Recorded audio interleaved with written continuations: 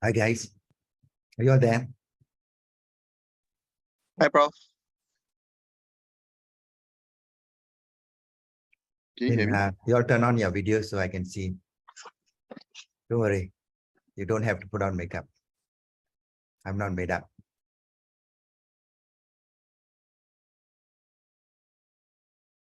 Okay, good. Now, Halim, are you the class monitor? Yes, Dr. Okay, Terence good. made me. So you watch a bit of, hey, isn't that tank top a bit cold for this? Isn't it cold for your environment? Okay. Hey, you all managed to watch a bit of it? Yeah, got up Okay, to good. about Thank you so the much. So sorry red about flags this. part. Yeah, managed to get a landline working. So, okay. Prof, I'm just disseminating reminding the MOs that your session is up now, lah. Okay, sure. I'll wait a bit longer, not to worry. Okay. But the recording has stopped, right? Yeah, I mean the recording was I just disseminated it to play for everyone to play because I don't have a Zoom room on my own. Okay, sure.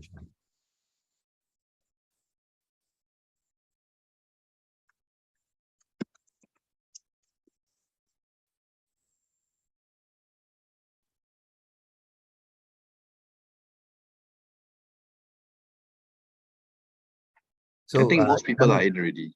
Okay, about 16 people, is it? Hmm. Okay, can. Okay, so thanks for your patience, guys. And anyway, in a way, I know most of you are very good students, so you would have done your pre-reading and pre-studying before the lecture.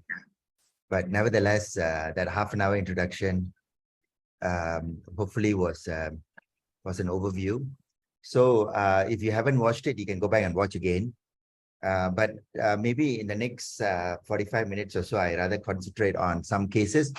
So this is the topic that I will be talking on, mainly by talking about mistakes that I've made. I've hoped to illustrate the potholes along the way that you are likely to encounter. So if you know where the potholes are, you're going to divert them. Okay.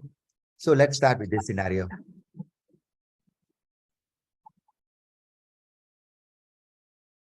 Okay, so all today's cases are real cases. None of them are fake news. Okay, everything is real. And this was a patient that me and my MO came to see on a Wednesday afternoon about 4 p.m. at the emergency department observation room. The patient was seen for this particular complaint. And then inside the emergency note, this was what was written.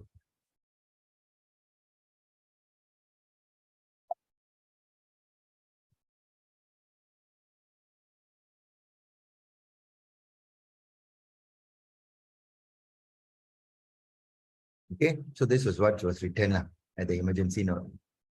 So this is basically what I read before I went to look at the lady. Okay. So she's a 21-year-old lady with headache, generalized throbbing for 2 days. Okay. She had minor episodes like this before, perhaps for the last 2 years. That was what's written there, and that's what the initial information is given to me. Neurological examination was unremarkable. She was afebrile, neck was supple. So as they say, if something looks like a duck, walks like a duck, quacks like a duck, and many of us eat ducks, so tastes like a duck, it's a duck. Correct? So I turned to my MO and said, yeah, this is probably migraine. Let's quickly start treatment and go to the next case. So my MO, being a very conscientious person, didn't listen to me. He turned on this was pre-epic days, so things were a bit more sensible. So he opened up the computer, I looked at the thing, and he gave me this piece of information.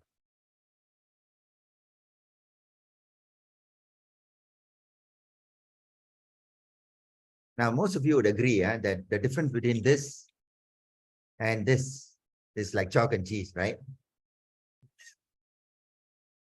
And if you sit down and think about it a little bit more, this bit of information made you come to one conclusion. This bit of additional information could change your conclusion, but may not, because just because she has all this problem doesn't mean she doesn't have migraine. So this is what in metacognition or clinical reasoning, which is an important principle, that you need to understand as a specialist, whether you're a specialist in internal medicine, specialist in surgery, or specialist in emergency department, you need to understand that the way you make decisions. Okay. So this is what we refer to, because at this moment, this is what came to me, because for a moment, everything was very clear, and then now everything is confused. So this is how I describe the still point of the turning world. Everything seems to stop. Okay. So I took a deep breath and then turned to my MO and said, what should we do with this patient? Because you realize that the same bit of information, depending on how you frame the question, you can come to different conclusions. Okay. So that's known in metacognition as framing bias. Framing bias. That means how the case is framed, depending on which part of the case is given to you within the four corners of the frame, you will make these different decisions. So which is the correct frame? Which is the correct frame? So you realize that there is a problem, right? So let's think about it. So I think in my earlier lecture, I mentioned that many things are in life are like this, 2 + 2. So when you see a large complex tachycardia, okay, with hypotension, okay, you're going to treat the patient most likely as VT and shock the patient. No need to think, because 2 + 2 is 4. Involuntary. Correct? Many of you who are sitting there, enjoying your breakfast, at the same time doing other things, even when you didn't want to think about it, 2 + 2 is equals to 4 came into your head. It was forced into your head. But if I give you a problem like this, there's no way you come up with an answer unless you know a formula. Okay? And with a formula, you can come up with an answer. Okay? So this is in metacognition or clinical reasoning is known as fast and slow thinking. So slow thinking is important. Fast thinking is also important. Okay? But when we mix up the processes, when there's a red traffic light and you slow down and start contemplating what is the meaning of redness in life. What do I do when I see red thing? Is it red? Does it mean that things are going wrong? By the time you think about like this, the car will get into an accident. So what are you supposed to do? When you see a red light, you stop. Correct? So you don't contemplate too much. On the other hand, okay, if you want to marry somebody, you just look at the person's face in the bar, you have one drink, and then you go straight to the registry of marriages and get married. Okay, so that's going to be a problem, right? You need to make a deliberate decision based on a formula. Okay, the formula may be influenced by many things, Mills and Boon's, or many shades of gray, information from book, advanced literature like Many Shades of Gray and things like that. They will tell you how to approach romance and tell you how you should choose your partner, correct? And then systematically make a decision. So actually most clinical problems like headache requires this slow thinking, but our fast thinking of the brain comes in. So you can have a quick look at this. For emergency doctors is actually very, very crucial, because a lot of times your system one is working, especially when you're running around, when your nurses are asking you to do 10 things at the same time, when you have only one brain. Okay. And then and system two requires much more deliberate effort and switches off when you're tired, when you're distracted, when you're emotionally not in the right frame of mind. So this has been well studied in doctors, in pilots, in military people, and errors have been discovered. So good thing to think about it. So now let's talk about headache. Okay, because headache is also a complex problem. If you use 2 + 2, there's good chance that you'll get into mistakes, just like what I did for the lady.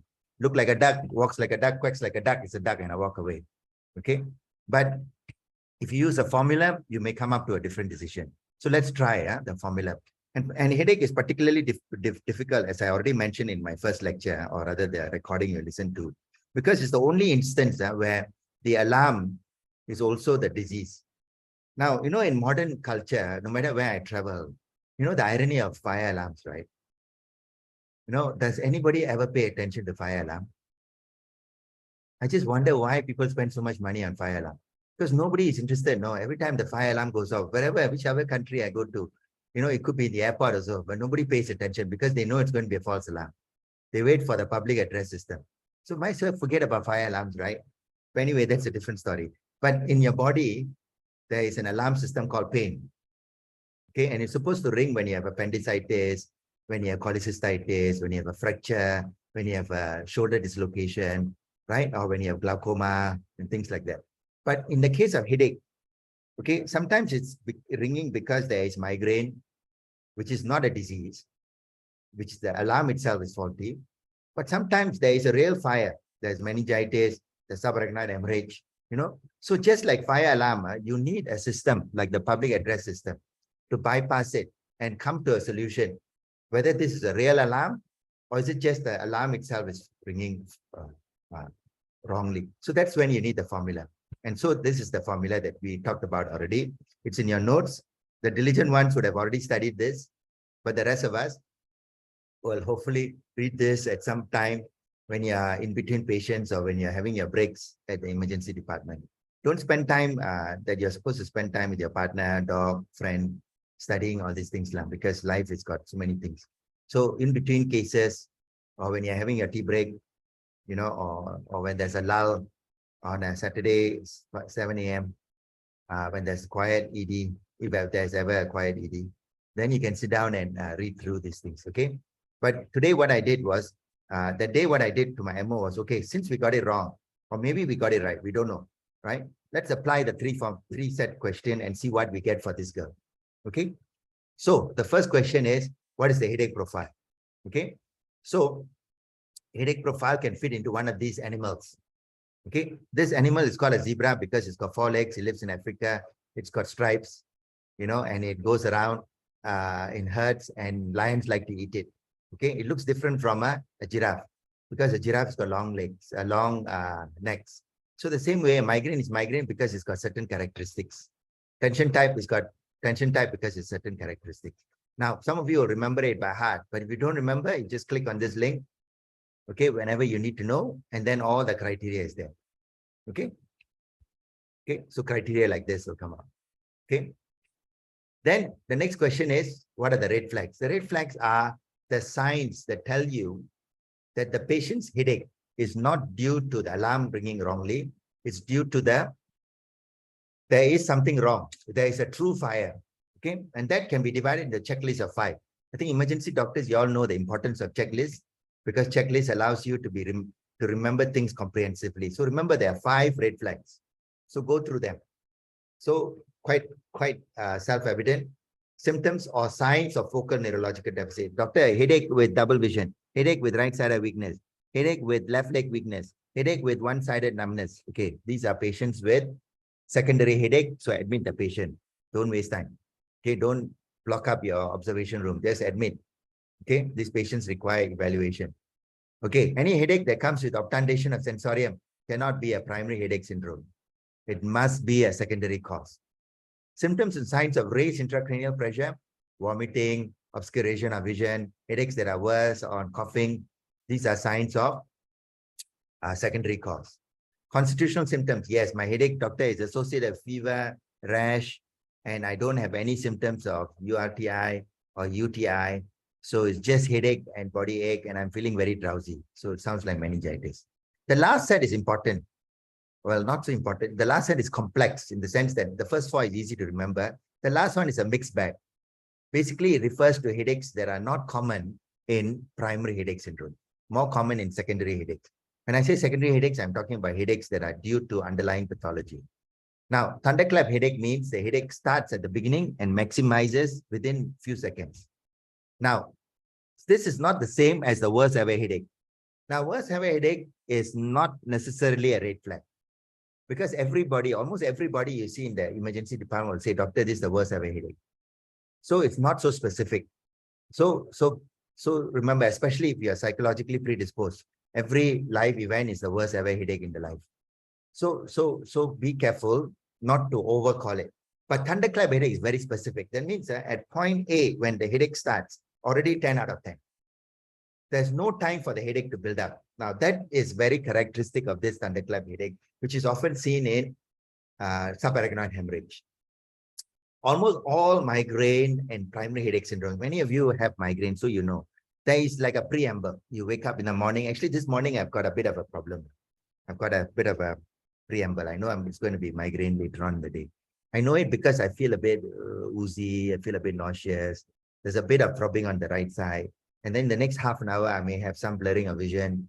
And before I know it, the throbbing headache will start. But it builds up over a period of time.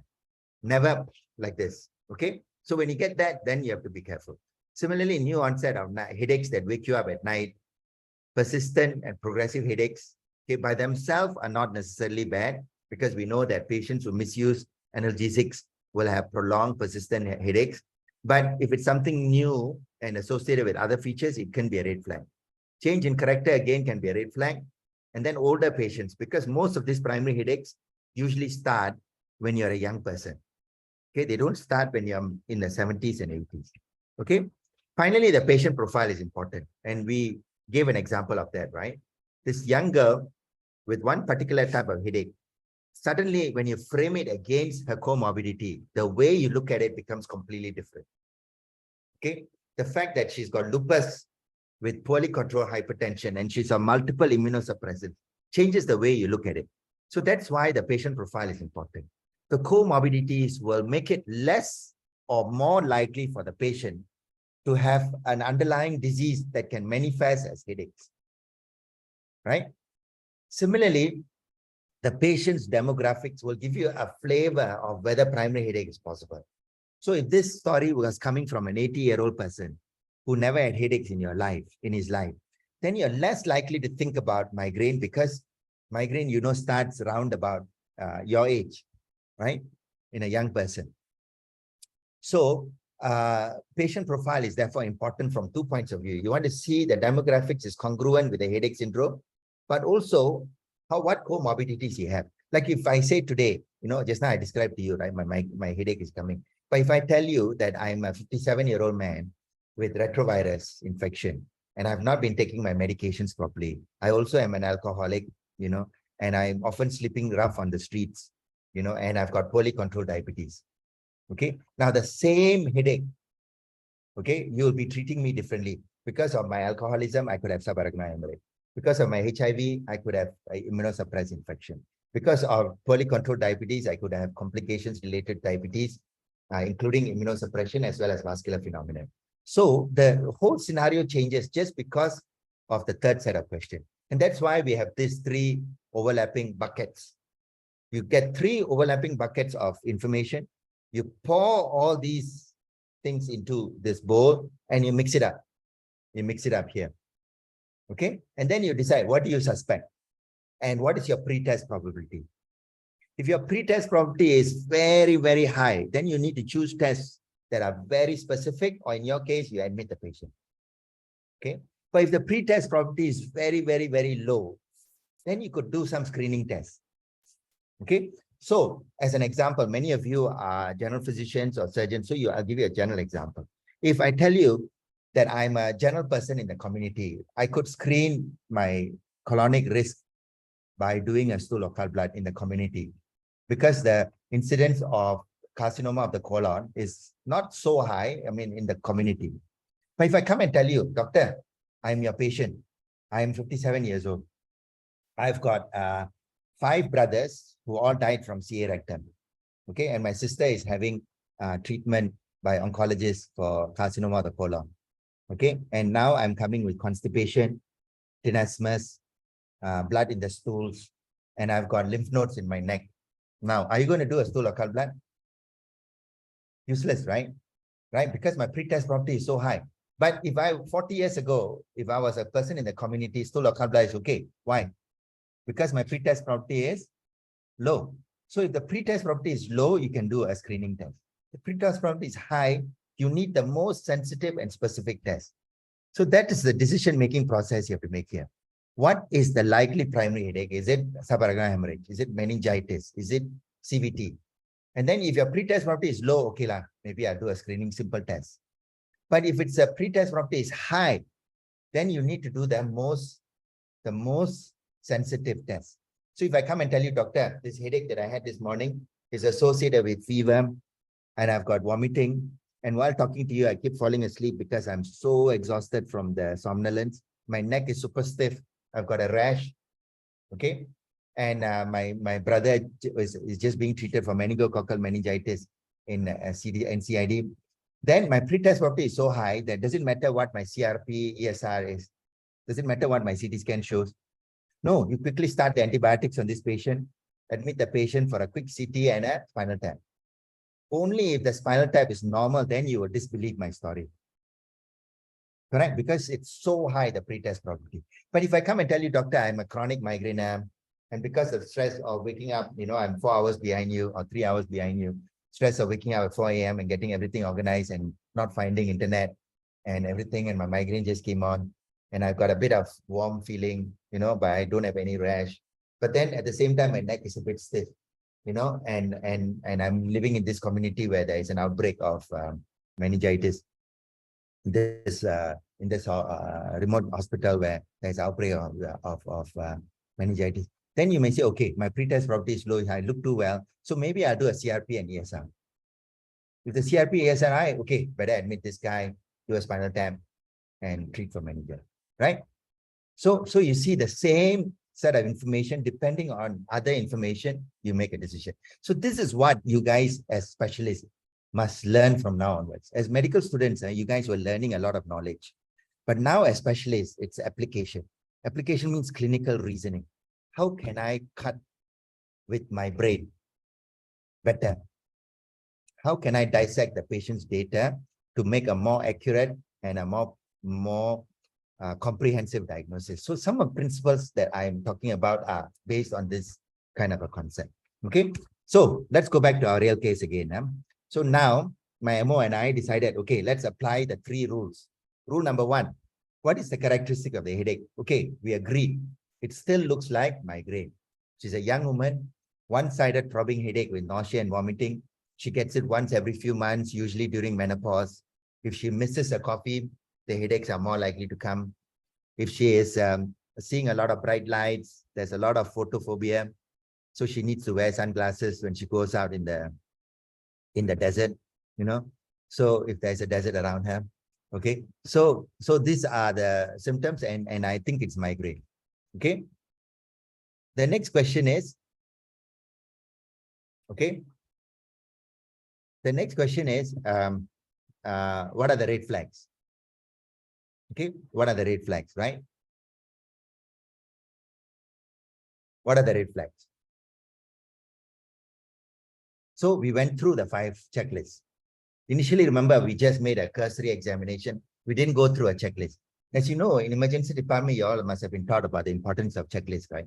And if you talk to your pilots or friends, they will tell you, no matter how senior the pilots are, they cannot take off the plane until they fill in a checklist. Why do they insist on that? It's because, are they happy with 99% safety? No, they want 100% safety. For 100% safety, they need to fill a checklist. So for us as doctors, and because we are dealing with people's life and limb, we should aim for 100% safety also. Because if it's 99% safety, is not good enough. No? Because the 1% is also a person, right? So always use a checklist. So early on, when I didn't use a checklist, I came up with a conclusion. But let's try using a checklist and see what I get with this lady. So we asked again, do you have symptoms and signs of focal neurological deficit, weakness of the limbs, dysarthria, dysphagia? She said, no, I don't have anything. Then we asked her, did you have any loss of consciousness? So she said, no.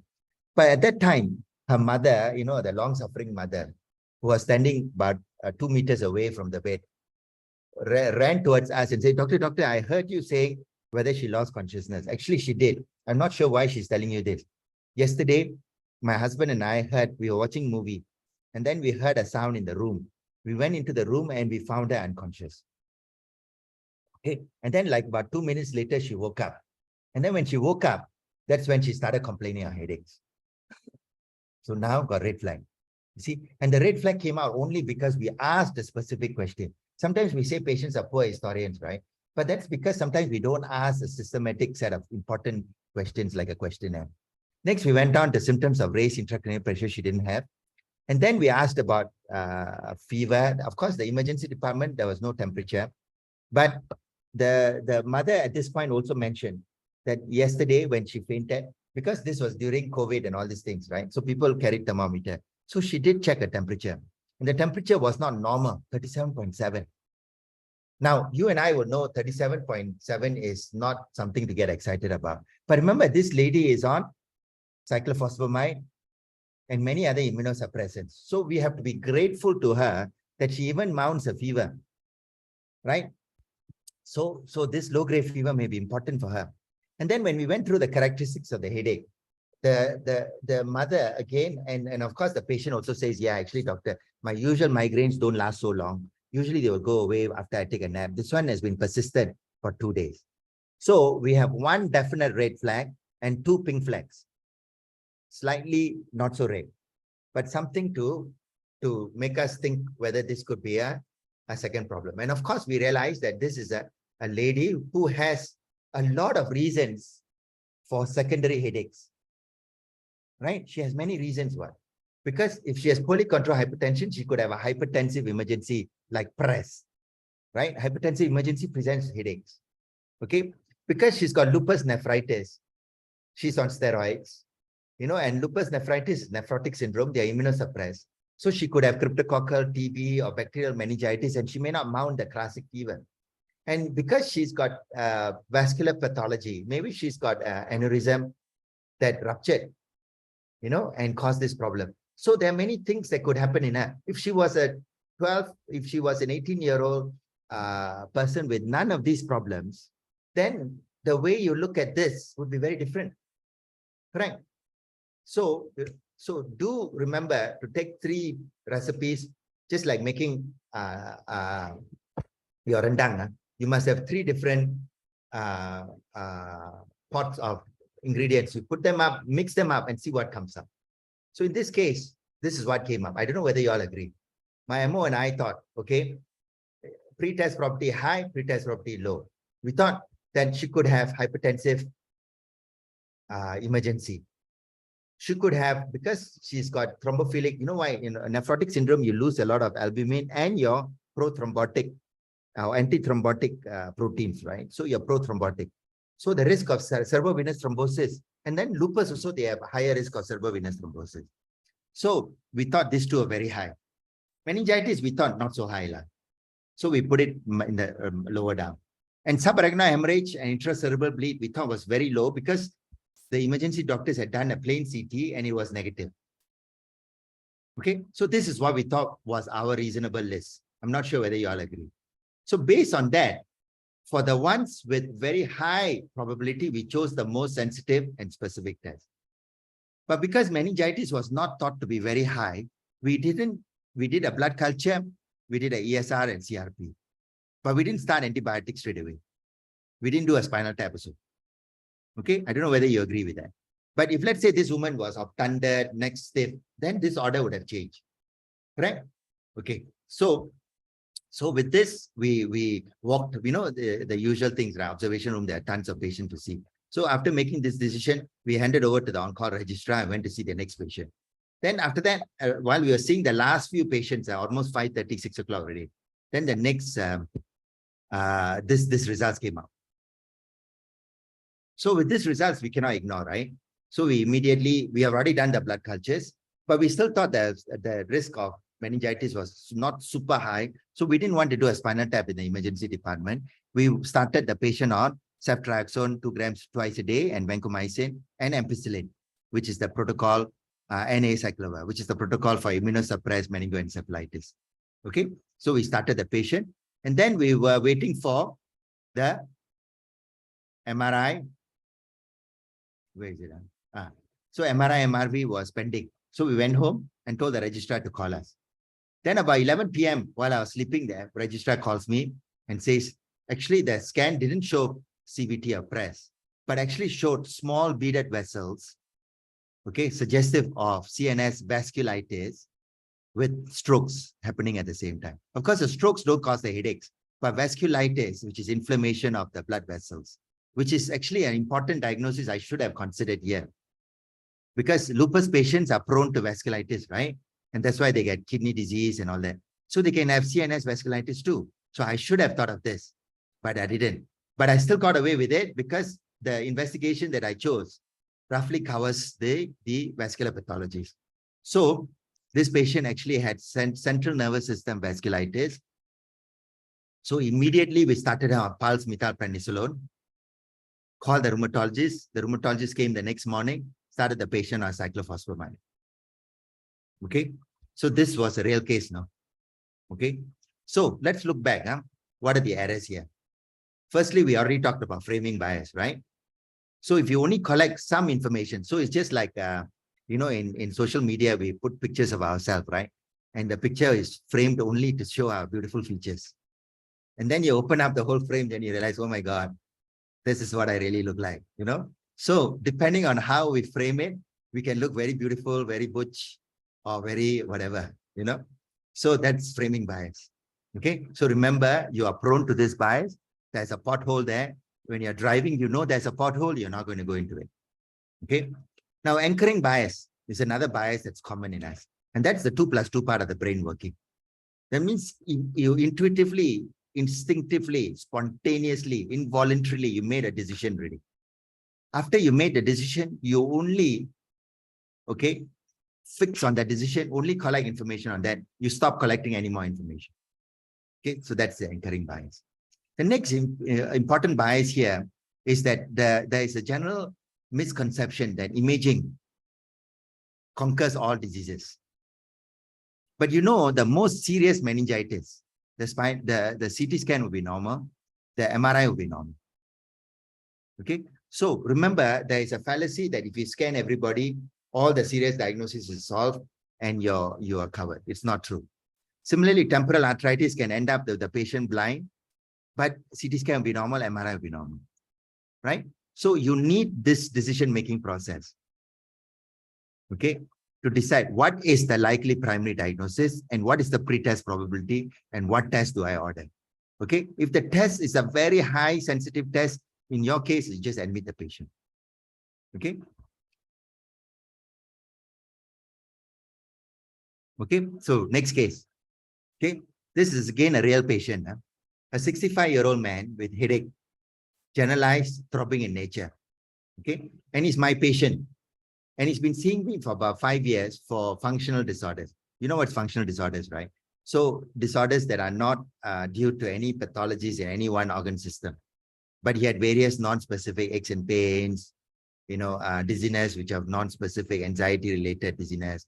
So I've been managing him for 5 years, didn't really find any problems, and mostly managing him with psychological counseling, managing his stress, managing his anxiety and things like that.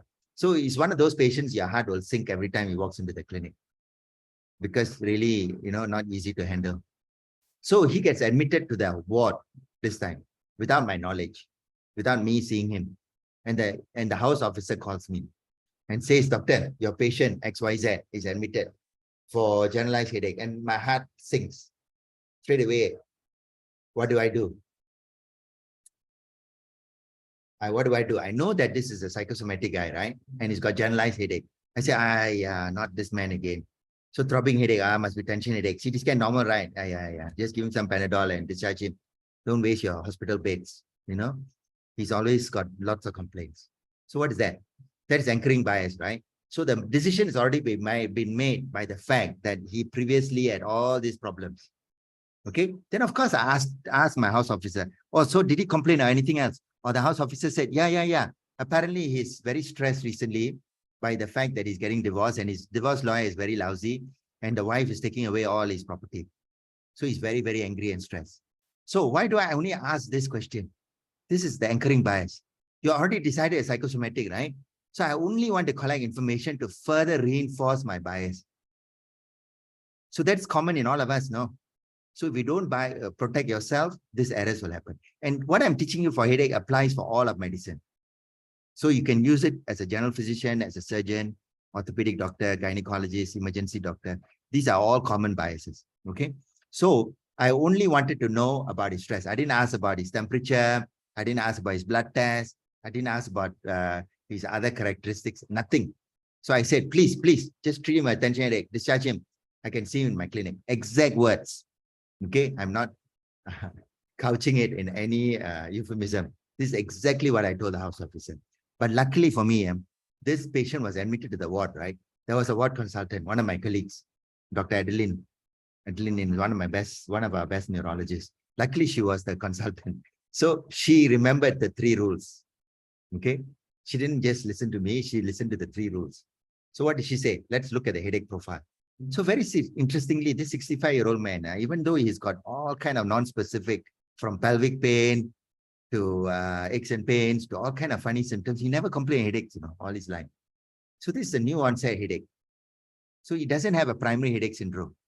So he's got headaches that could fit into a tension headache syndrome, but never had it before in his life. So his headache profile is a bit weird.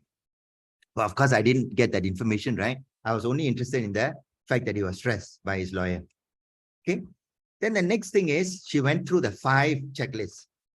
Unlike me, who made a cursory 2 + 2 = 4 decision, she went through the checklist. So checklist number 1. Do you have symptoms and signs of focal neurological symptoms? She says no. Do you have obtundation of sensorium? Says no. Hey, sorry.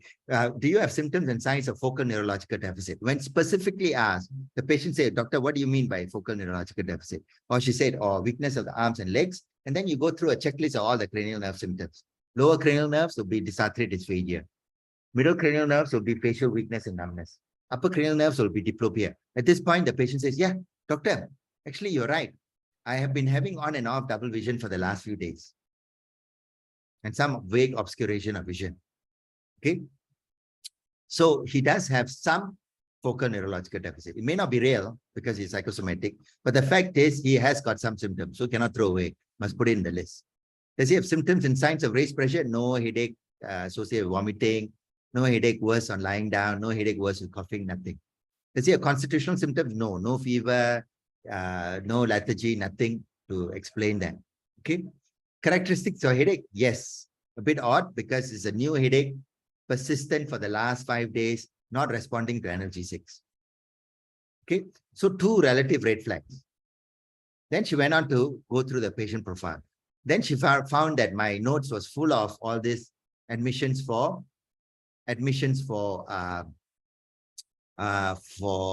psychosomatic, rather clinic reviews for psychosomatic complaints.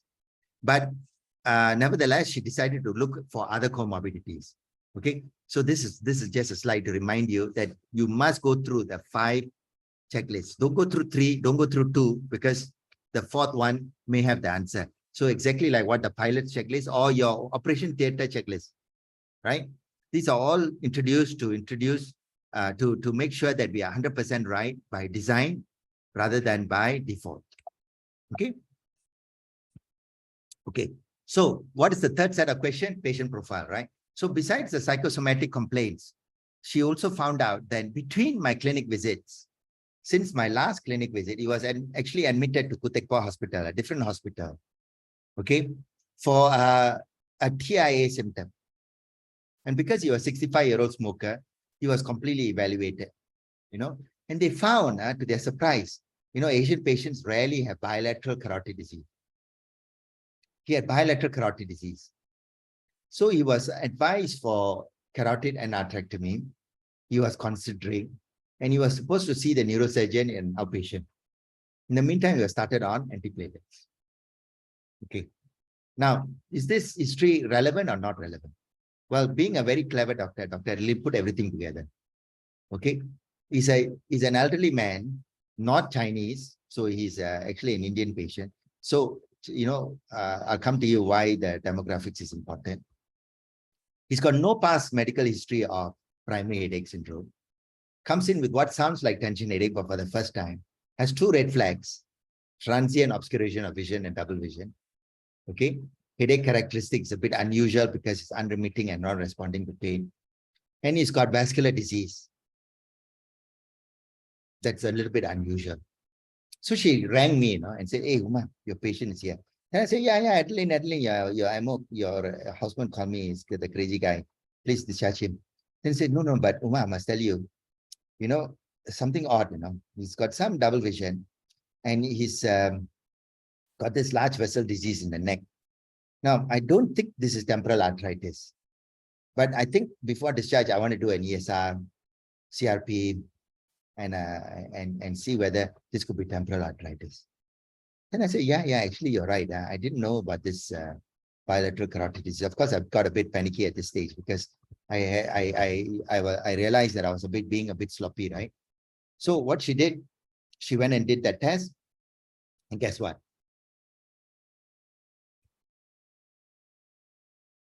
So ESR was more than 100. So she went ahead and do ultrasound of the temporal arteries. It was very suggestive.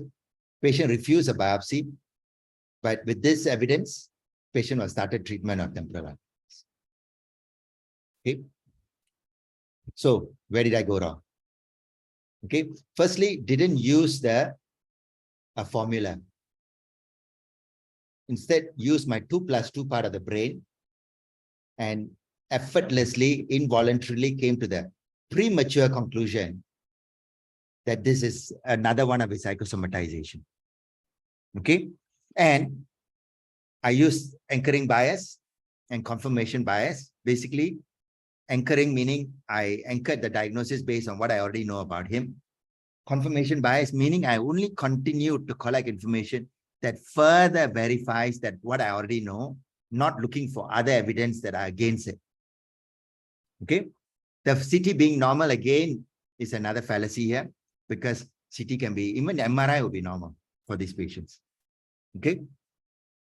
And then one other point that is very important and that is not emphasized enough. The fact that the patient has got all this psychosomatization does not decide what the diagnosis is, right? It only decides on your management. Actually, if you think about it carefully, let's say you are a gastroenterologist and you see a patient with irritable bowel syndrome. Irritable bowel syndrome, we all know, it is a classic disorder of depression, anxiety, and all that. You cannot have irritable bowel syndrome without having some psychosomatization. But the fact that the patient has got psychosomatic disorder is not the reason why it's irritable bowel syndrome. You know? Irritable bowel syndrome is made diagnosis on its own merit. Okay. And then the fact that he's stressed is a problem that you need to address in management. So the point is, the horse must not be put behind the cart. The information about psychosomatization, stress, and anxiety cannot be put for diagnosis. It's for management. Because a patient with inflammatory bowel disease, let's say I've got a very good friend now who's got inflammatory bowel disease, Crohn's disease. My God, he's super stressed now because he's like an executive. And then halfway through the meeting, he will suddenly have gas, he will have diarrhea, then he has to rush out. And it's so embarrassing, you know. And all the other senior executives will think that this guy is crazy or something like that. So this causes tremendous amount of stress and depression to him.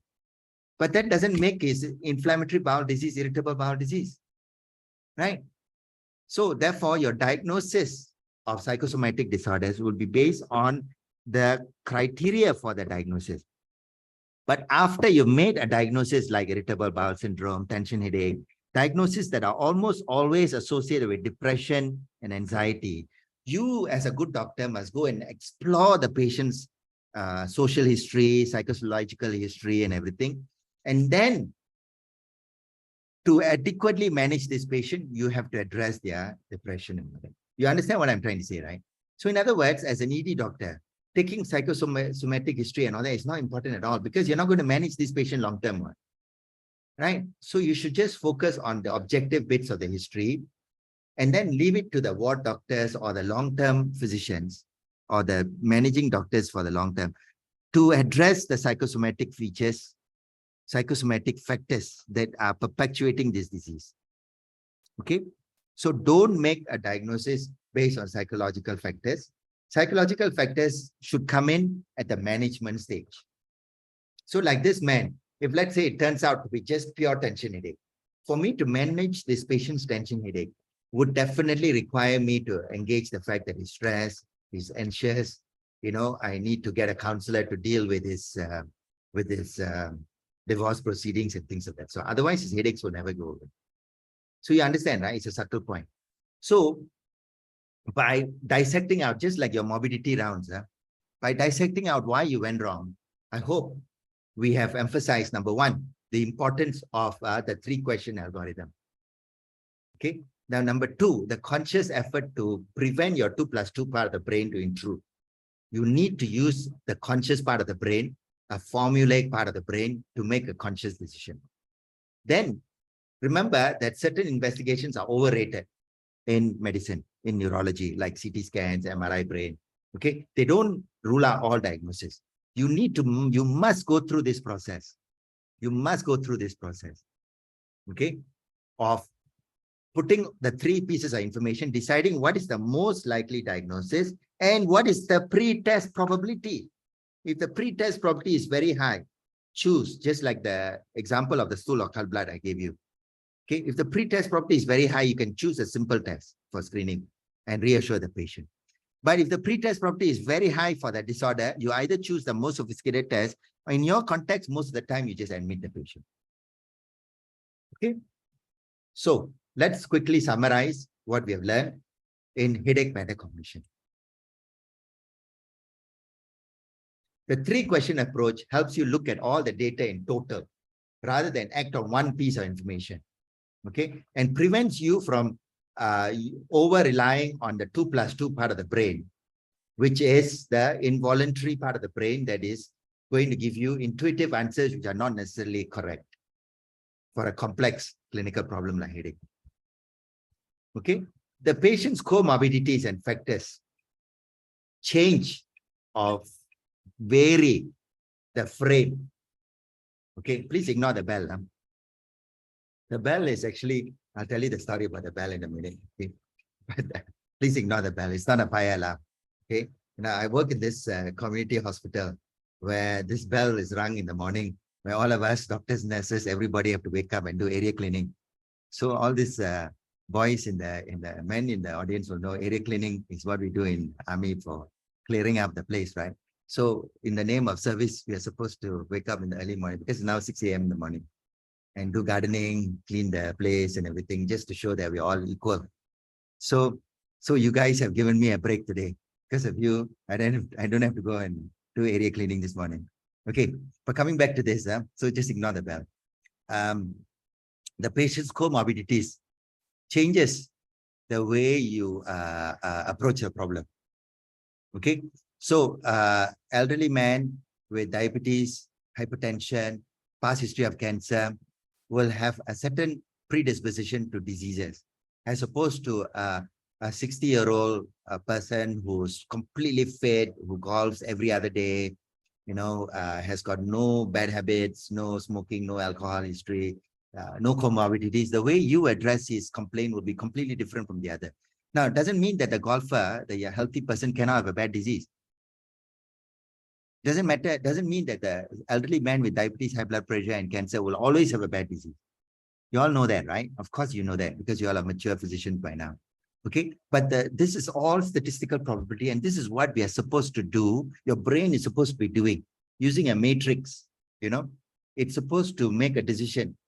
Is this patient who's got all these comorbidities, because of his comorbidities, is he going to get this disease? Or that guy who's pristine coming in with this complaint, can he still have this disease?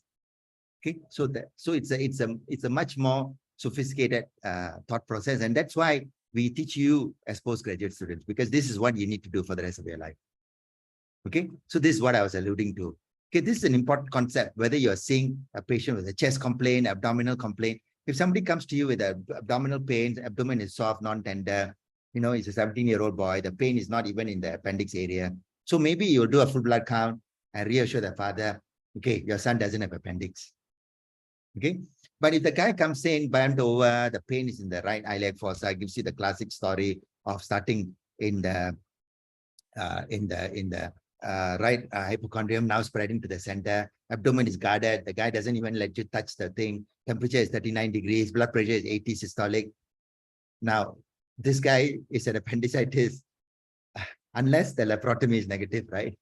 The pretest probability is so high. So whether you do a full blood count, I'm not saying don't do, but it's not going to change your paradigm, right? It's not going to swing the needle of decision.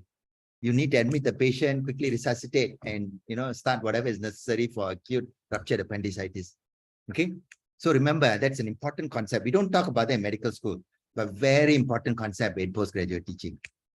Okay, now this one we already talked about it at length. So don't over rely on neuroimaging. Okay, there is a weakness in emergency department for over reliance on that. So please don't do that. If you think the patient needs evaluation, just admit the patient. Let the ward doctors decide what they want to do, rather than put the burden on yourself and clog up your observation room. Okay. Now, this is something that I haven't talked about yet, but I need to bring up to you. Now, just now, I told you about that patient with appendicitis, right? Would you ever, even in the first case or the second case, the guy with a mild pain who's very well, you wouldn't give them a trial of treatment and use that as a primary decision to make a decision whether it's appendicitis or not, right? So don't do that for headaches. I see that many of you are doing it. You give a dose of analgesics, you observe for a few hours, the patient's headache is getting better, and you say, okay, can go home. Now it's dangerous, no? Because the very severe status migrainosus is a very benign condition, but will not respond sometimes to your standard analgesics. And the patient with a very life-threatening meningitis may respond transiently to your diclofenac, right? So trial of treatment is not for diagnosis. It is for management. If you have already decided it's meningitis, so already decided subarachnoid hemorrhage, you already decided this is status migrainosus, then you can give the treatment because you don't want the patient to suffer. Okay, so don't give trial of treatment as a test of diagnosis. It's very dangerous. Okay, and nowadays I notice some doctors are even using opioids as trial of treatment. Very dangerous again. Okay, and the Americans have done that about 10 years ago. Now they're suffering, really suffering with all this fentanyl crisis and all that. So don't use opioids generally for these conditions because these are chronic conditions. The patients will end up a chronic emergency attendant looking for opioids. Okay. And then psychosomatic factors in management. As a good doctor, we have to bring in psychosomatic factors to manage the patient properly. But don't use it to make diagnosis like what I did for the patient. Okay. And what's the last one? Avoid opioids. Okay, good. Now let's see. What's the time now? What's the Singapore time? I'm sorry, guys. I'm still very hypocaffeinated. So I'm not very energetic. So please bear with me. Well, 10 a.m. in Singapore. 10 a.m. Wow, I'm still so sleepy. Okay. So we get a 5-minute break for you to go to the toilet. And then we talk about your most favorite topic ever, giddiness. I'm sure you all love giddiness. So we will make you make your fear go away from her. We get the BOMO to drive away the fear. Okay, 5 minutes, huh? So 10:05 we start, okay? Coffee break or whatever break. But unfortunately, got no coffee around here. Lah. So I have to push through.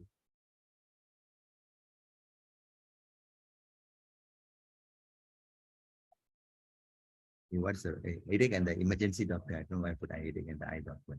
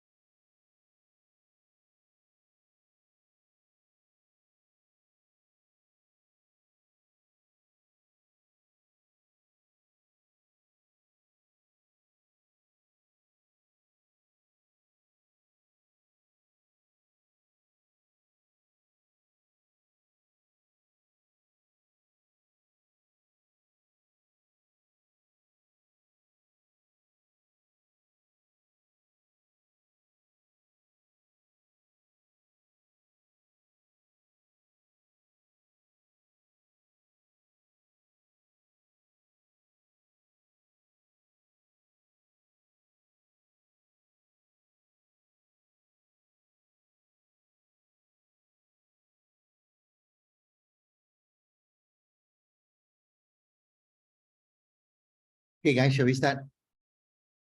Okay, so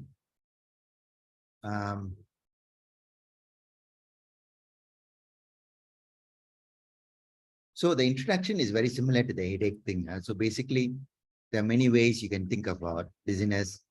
And again, the 2+2 part of the brain will come in. So my suggestion is, again, to use a deliberate formula. And the deliberate formula is based on these 4 questions. Okay, 4 questions. And again, when you have more time, please go through the full lecture, as well as the notes that I'm sent to you.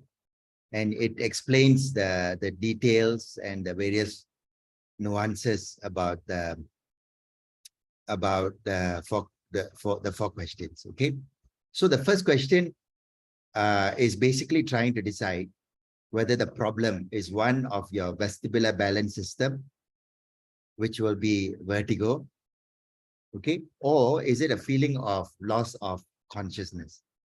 Okay, now vestibular or vestibular or central connections give rise to problems related to your balance and your position in space, especially when you're moving. So when it's dysfunctional, it's going to be rotatory. Okay, it's going to be rotatory, and it's going to be rotatory, and it may be an illusion of movement. So you feel like yourself is moving, but you're not actually moving. Okay, and we experience a lot of physiological vertigo. So as a child, you may have, run around the tree or just turn on yourself, and then when you stop, you feel the things moving. Correct? That's an illusion of movement, right? And that's vertigo. Then when you get on a treadmill in a gym, and then you run for the next half an hour or so, and then as you get off, you still feel the next few seconds, you feel yourself moving. And that is, again, a physiological phenomenon of an illusion of movement. It's again a vertigo. Okay. Now, these are all physiological vertigo.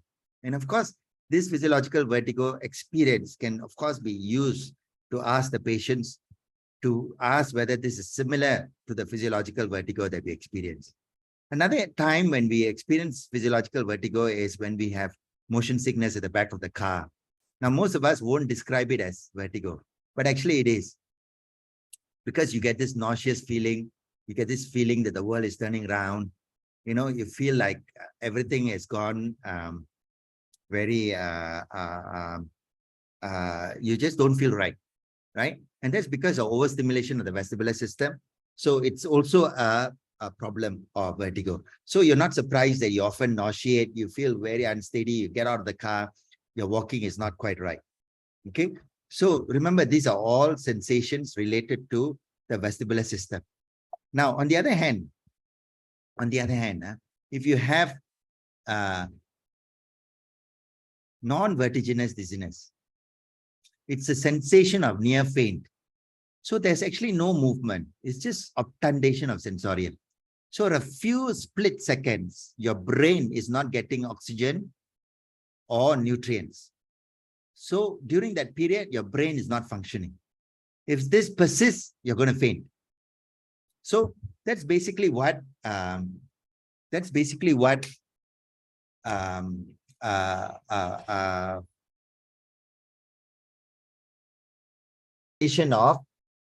it's a sensation of faint. Sorry, my battery is dying, so I just need to make sure it's charged. Okay, it's charged. Okay, so remember that. Okay, so maybe since you guys are a bit tired already for listening to me for so long, I'll do the easier part. What if I say, doctor, I'm feeling a bit lightheaded? Okay, I'm not having nausea and vomiting. Nausea and vomiting is much more prominent in vertigo. You shouldn't have nausea, if you shouldn't have vomiting if you're having syncopal dizziness, because it's transient obscuration of the brain.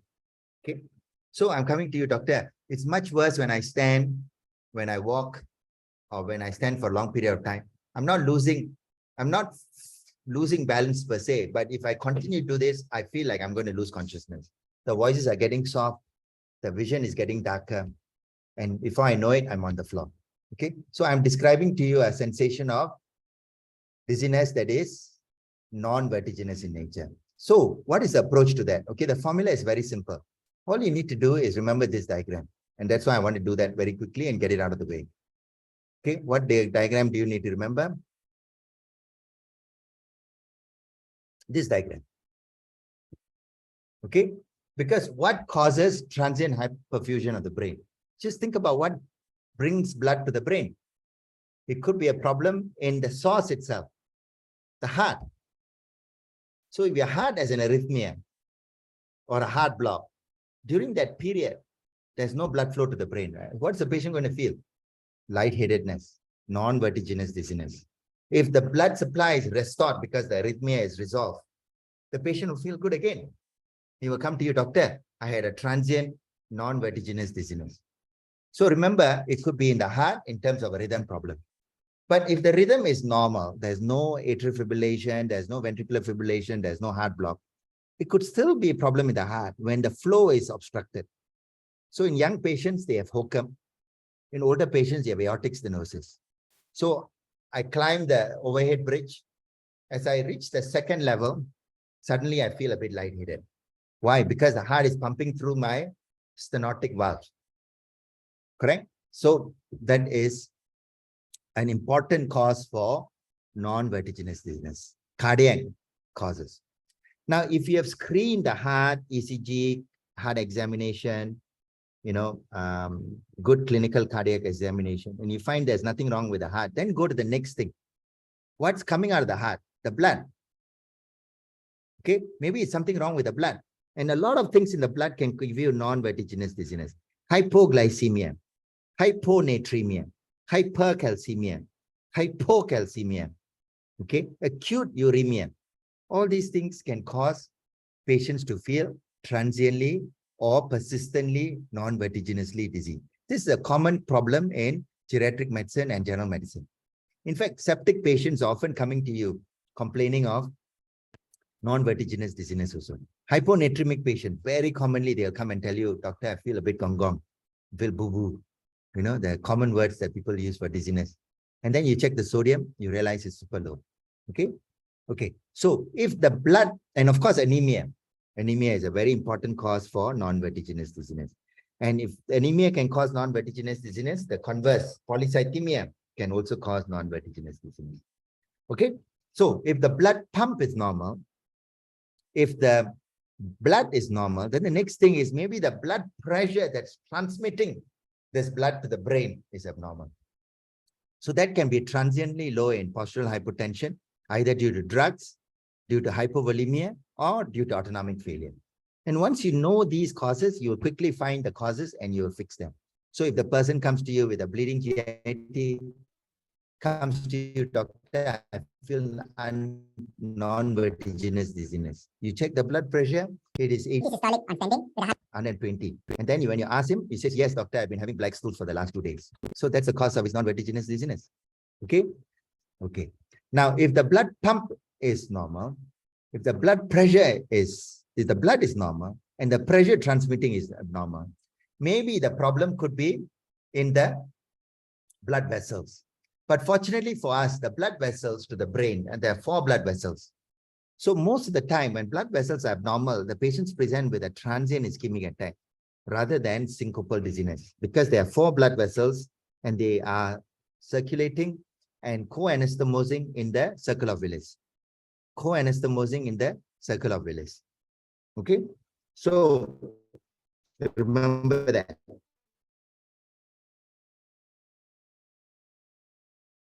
So not commonly patients will present with syncopal dizziness due to blood vessel problem. The only exception perhaps is posterior circulation disease. Sometimes they can present to you with a syncope. Okay, so let's revise this very quickly again. So remember cardiac. Remember something wrong with the blood. Remember something wrong with the pressure. And then very rarely posterior circulation TIA. Now, once you've ruled all of that out, then there's one peripheral cause here, cause that is pushed into the side, where it's not really a disease, where the nerves are hyperactive. How are they hyperactive? meaning that stimuli that is normal for us, okay, for some reason in these patients trigger off a vasovagal response. That means the vasomotor tone increases, the vagal tone increases. Okay, so the vasomotor tone by increasing, by withdrawal, crushes the blood pressure. By vagal tone increasing, it causes the heart rate to slow down. Okay, so this is essentially what happens in patients with vasovagal syncope, the so-called benign faint. Okay, so this is not a disease. Okay, and usually the classic story is somebody who has a predisposition to faint. So those of you who have covered National Day Parade as a medical officer, you know that everybody is exposed to the same environment. Everybody is standing in the same period of time, the same environment, eating the same food. Okay? But a few of the soldiers will faint. Why? Because of the underlying predisposition. So that's important to take. So if somebody tells you that as a child they were fainting in school, and then in university when they got bad results they fainted, and then when they become a father, the wife was giving birth in KK and the perineum was distended by the baby's head, and then the midwife did an episiotomy, and then the husband fainted. And then later on at 40 years old, when he lost his job and his wife left him, he fainted. And then at 70 years old, he's standing at the urinal. He's got prostatism. He's pushing, and he fainted. So this is the autobiography of a vasovagal syncopal man. Okay, so they faint throughout the life. Okay, but if somebody comes to you and says never fainted in their life and 90 years old they faint, then it may not be vasovagal syncope. It may be one of the other causes. So be careful. Okay. Secondly, fainting can only occur if you are standing, at least sitting, because this is a hydrostatic problem. So you shouldn't be doing it when you're lying down. Okay. And usually there's something noxious, like the baby perineum, the perineum of the wife being distended by the baby's head, blood, bad news, menstrual cramps, not having breakfast that morning, being very stressed out, hyperventilation spells. All these are causes of patients to faint. Okay, and it's a common problem in emergency department, so you need to know quite a bit about it.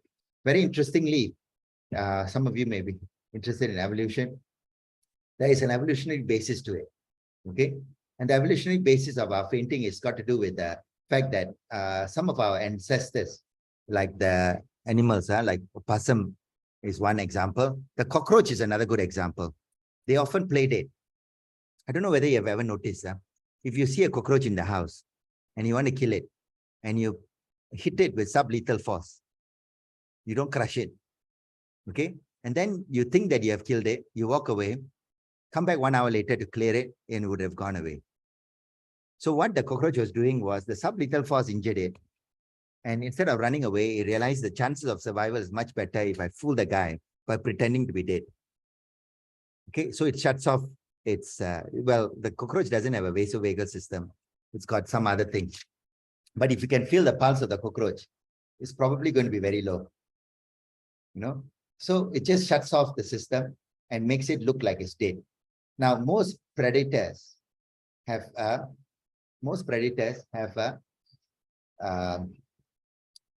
abhorrence for dead animals. So we don't like to eat dead animals. We like to kill the animals alive and eat it.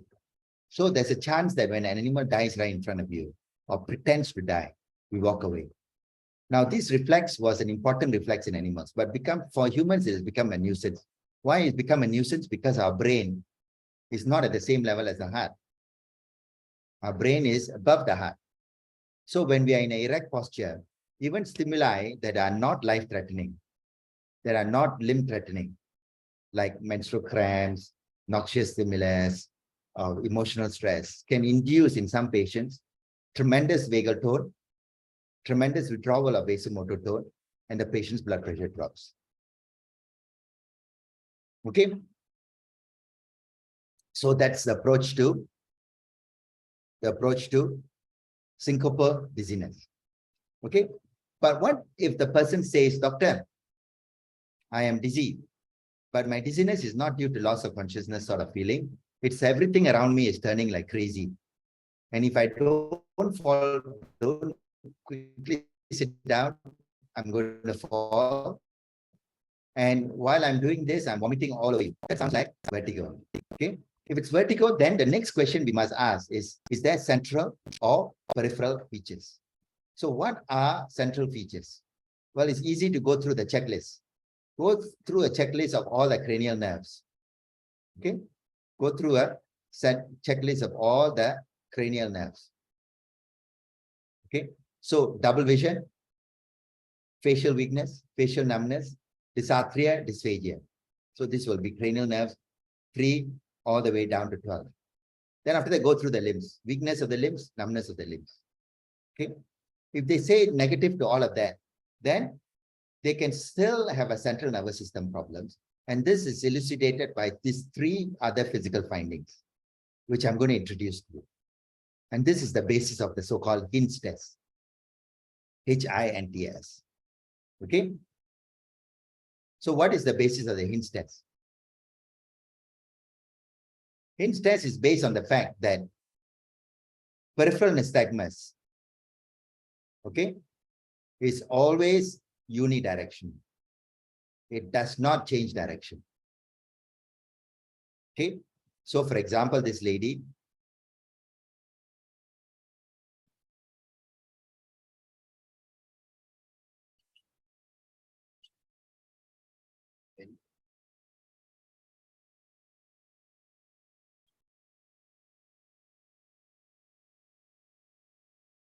so it's always unidirectional.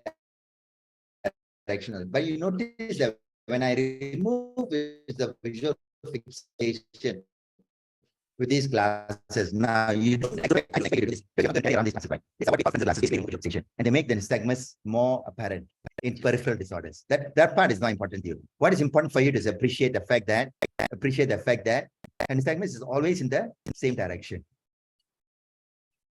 Likewise, this patient. So present, very obvious. Now we take away visual fixation. See, it's beating to the right. If she looks to the right, it beats to the right. If she looks straight, it beats to the right. When she looks to the left, it beats to the right. It's always to the right.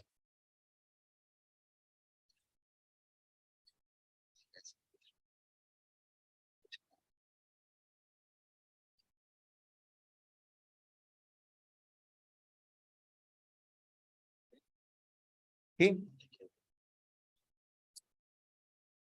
Likewise, this man, there's a very subtle nystagmus to the right. And he beats to the right when he looks to the right.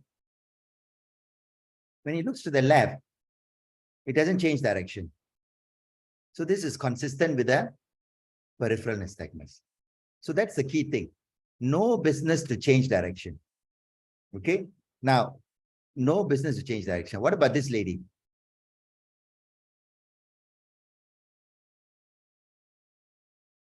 When she looks to the right, it beats to the right. When she looks to the left, it beats to the left. So the fact that it changes direction, this cannot be peripheral nystagmus. Okay, I'll play it again.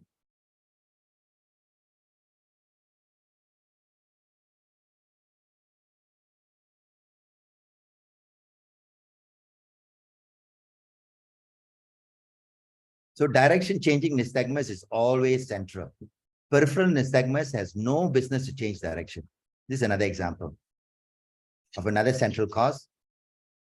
Again, he's beating to the right. When he looks to the right,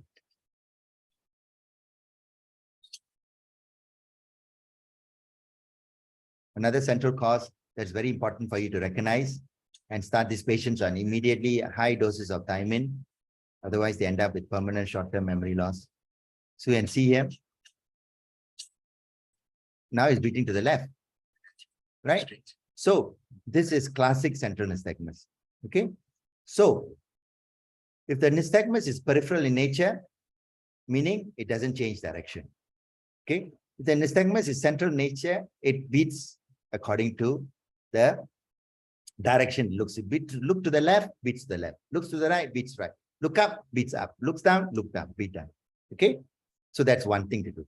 The next thing in this hints protocol, and I will explain to you the hints protocol in a minute, is this so-called head thrust sign. Okay. So this is a lady who comes to you with acute dizziness. And when asked, she says the things are spinning around her and she's vomiting all over. So we decided it's vertigo. She's got no double vision, no dysarthria, no dysphagia, no facial numbness, no facial weakness, no weakness of the limbs, no weakness of the arms. So no central features. Okay. Then we go and check nystagmus. Nystagmus, you will notice in a minute, it does not change direction. Okay.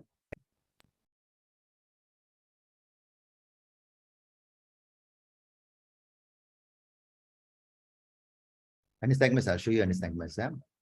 Nystagmus does not change direction. The key thing is, does it change direction?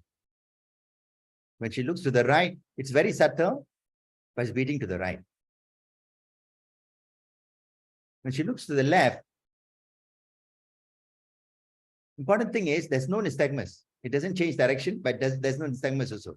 So it doesn't change direction. Okay. So the nystagmus is consistent of peripheral. So the next things to do is the so-called head thrust sign. And this is what I'm doing. First, I move the head very slowly to the left and right to reassure her that I'm going to do it. I'm not going to twist off her head like a chicken. And then I move the head very fast to the right. And I move the head very fast to the left. And what do you all notice? Okay. Now, two things. The first part, okay, now if you just pay attention to me, the first part of the test is you hold the person's head like this, move the head slowly to the left and to the right, to the left and to the right. Okay, make the person comfortable. Then after that, you move the person from this position to the left. Small amplitude, but fast velocity. We don't want you to twist the neck like, the Exorcist movie where the head turns around and around. No, we're not doing that. Just small amplitude like this. See that? Small amplitude. Now, during the time, you tell the patient, look at my nose. Look at my nose, which is your examiner's nose. So in your case, I'm going to look at your nose through the camera. Okay. Now, what do you see in my eye? I'm still looking at you, right? I'm still looking at you. To the left, I was looking at you. Now to the right, I'm still looking at you. Left, I'm looking at you. I'm always looking at you. So my head thrust is normal. Okay. Now I'm going to simulate pathology in my right ear. Okay. Tell me what you see. I'm moving to the left. I'm looking at you. I'm looking at you. I'm looking at you. Now I'm going to move to the abnormal side. What did you see? My head moved to the right. My eyes followed my head. And then because I realized, the instruction was to look at the doctor, I purposely, volitionally, voluntarily move my eye back. Now this catch-up eye movement is what you need to pick up. Okay, let's show again. Normal on the left. I'm looking at you all the time. Here. You see that? So that is abnormal. Now, most of us have this tendency to know when somebody is staring at you. So now you know I'm staring at you, right? But if I look away slightly, I'm not staring at you. So that's a very important psychological trait that humans have. Often when you go clubbing, when somebody is trying to pick you up, you know whether the person is looking at you or not using this particular trait. But in this case, I want you to use it for clinical medicine, okay? Which is basically, is the patient looking at you or not? Okay, if the patient is looking at you, consistently, the head thrust is normal. But the patient loses his gaze and uses voluntary compensation, then that particular movement is abnormal. Okay? Okay. So now with this, you all can interpret which side is abnormal for her. Okay, madam, I'm moving the head very slowly left and right. Now you look at my nose. Okay, look at my nose. Look at my nose. Look at my nose. Look at my nose.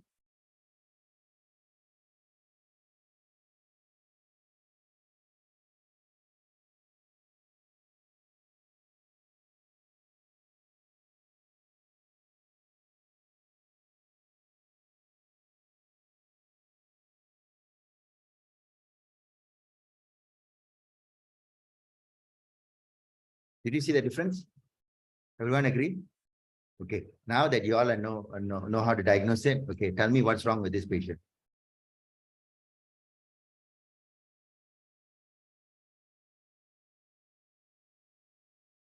Which side is abnormal?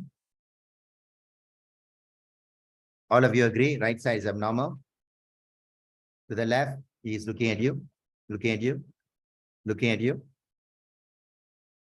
not looking at you, not looking at you. Okay, so right side is abnormal.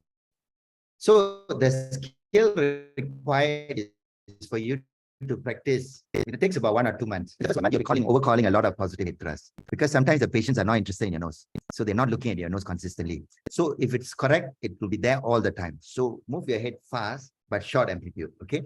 Practice that, and it will not be good for the first few weeks, but you will get the muscle memory and you'll be able to sort it out. Okay. Okay. And the most difficult example, this one. Tell me which side is abnormal.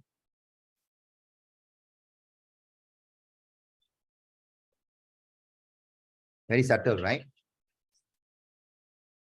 So when I move to the left, she's still looking at me. When I move to the right, there is a short period, very transient period, where she loses her gaze and she uses voluntary force to pick up. So right here is abnormal. Okay. So this is the same girl that we saw earlier on who had left beating nystagmus, persistent left beating nystagmus that didn't change direction. Okay. So that is the last thing to look up for is skew deviation. Okay. What is skew deviation? Very, very simple. This is skew deviation. You sit the patient up and see whether the eyes are aligned in the same vertical plane.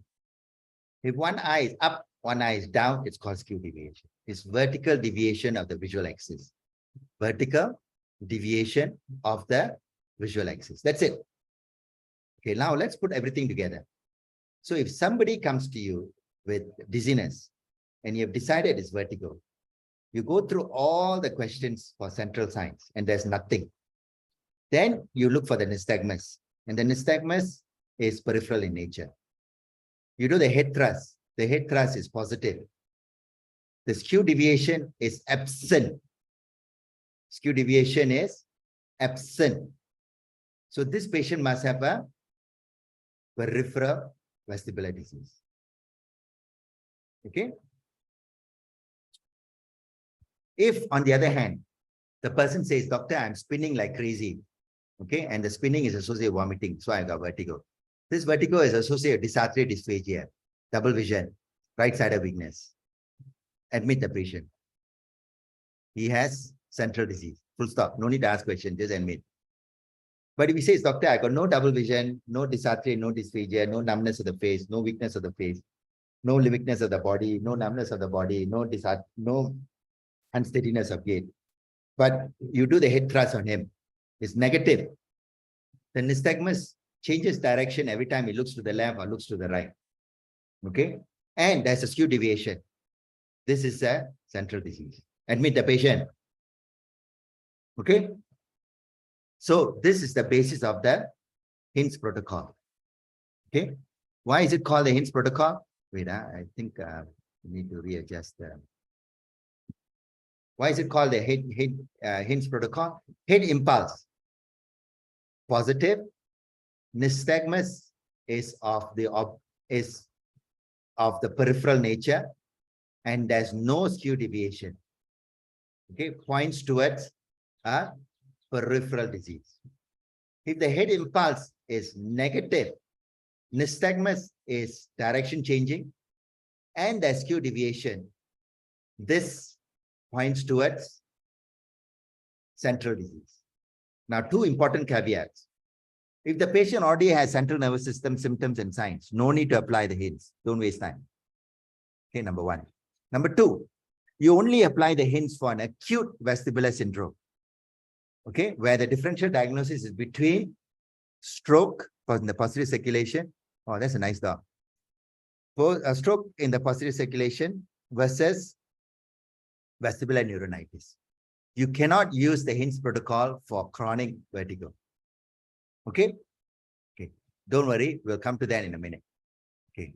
So question number two is basically a very thorough evaluation of the patient for central and peripheral features, including the HINTS questionnaire. Question number 3 is duration of vertigo. Why is this important? Because all the syndromes of vertigo, whether central or peripheral, have stereotypic duration. PPPV can only last a few minutes if the patient's history is correct. Vestibular neuronitis lasts for hours, maybe 1 to 2 days. Posterior circulation is variable. Migraine, many hours, but not many days. Okay. Question number 4. Is this the first episode of dizziness or is it a recurrent dizziness? Okay. If it is a recurrent dizziness, then easy.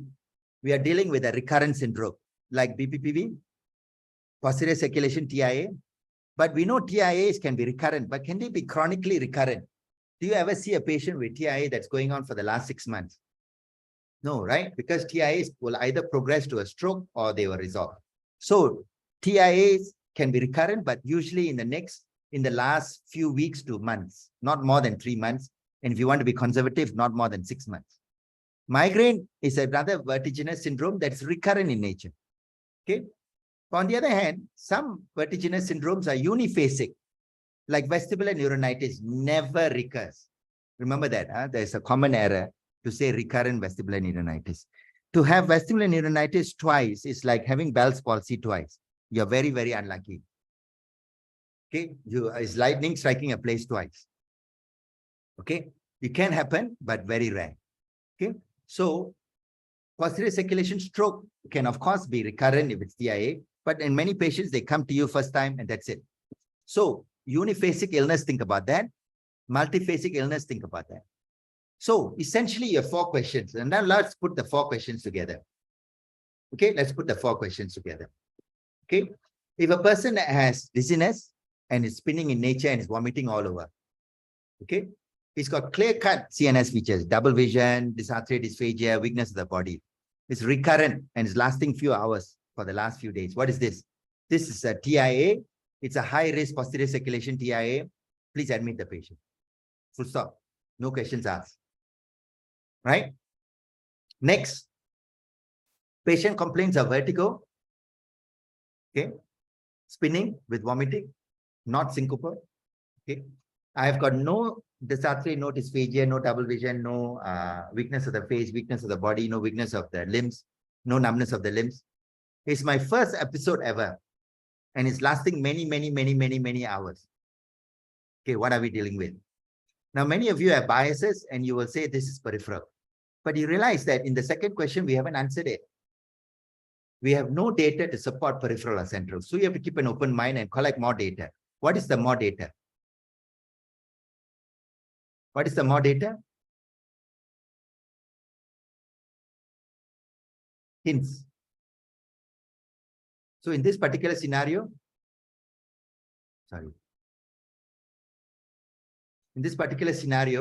you need hint. If there is head impulse is positive, nystagmus is peripheral in nature, there's no skew deviation, this is vestibular neuronitis. If the head impulse is negative, no head impulse, that means the eyes move with the head. Nystagmus is central in nature, changes direction, and there's skew deviation. This patient needs to be admitted. You don't even have to do a scan because the HINTS protocol is more sensitive than the scan. Even if the scan is negative, we have to re-explore for central causes. Okay. So that is the utility of the HINTS protocol. Okay. So HINTS is a useful acronym. Some people have changed the acronym to INFARCT, also useful. Impulse negative, fast phase alternating, repositioning on cover test, which is basically skew test. This suggests that this is INFARCT.